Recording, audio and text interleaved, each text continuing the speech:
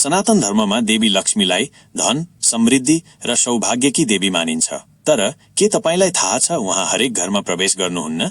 हो, शास्त्रहरूमा स्पष्ट उल्लेख छ कि केही यस्ता घरहरू हुन्छन् जहाँ देवी लक्ष्मीको कृपा कहिल्यै प्राप्त हुँदैन। यो भिडियोमा हामी सनातन धर्मको मान्यता र नेपालको सांस्कृतिक परिप्रेक्ष्यमा यो कुरालाई बुझ्नेछौँ। त्यसैले यो देवी लक्ष्मीको हुन् र उहाँ किन महत्त्वपूर्ण छिन्?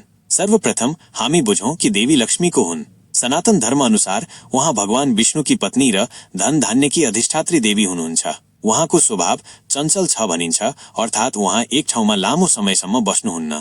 नेपालमा पनि हरेक घरमा दीपावलीको समयमा लक्ष्मी पूजा गरिन्छ, किनभने यो विश्वास छ कि उहाँले त्यो रात घर घरमा भ्रमण गर्नुहुन्छ र जहाँ सकारात्मकता र शुद्धता हुन्छ त्यहाँ उहाँ बस्नुहुन्छ। तर यदि घरको वातावरण उहाँको प्रकृतिसँग मेल खाँदैन भने उहाँ त्यहाँ पाइला पनि राख्नुहुन्न। 2. कस्ता घरमा देवी लक्ष्मी प्रवेश गर्नुहुन्छ? शास्त्रहरूमा भनिएको छ कि देवी लक्ष्मी त्यस्ता घरमा प्रवेश गर्न रुचाउनुहुन्छ जहाँ सफाई, शान्ति र सम्मानको वातावरण हुन्छ। उदाहरणका लागि, सफाई, घर सधैँ सफा राखिएको छ, मुख्य ढोकामा फोहोर छैन र पूजा कोठा पवित्र छ। सदाचार, घरका सदस्यहरू सत्य बोल्छन्, एकअर्कालाई सम्मान गर्छन् र झगडा गर्दैनन्। नियमित पूजा, बिहान बेलुका दीप प्रज्वलन र प्रार्थना गरिन्छ। नेपालमा पनि हामी देख्छौं कि गाउँघरमा तुलसीको मठ राखेर बिहान बेलुका पूजा गर्ने चलन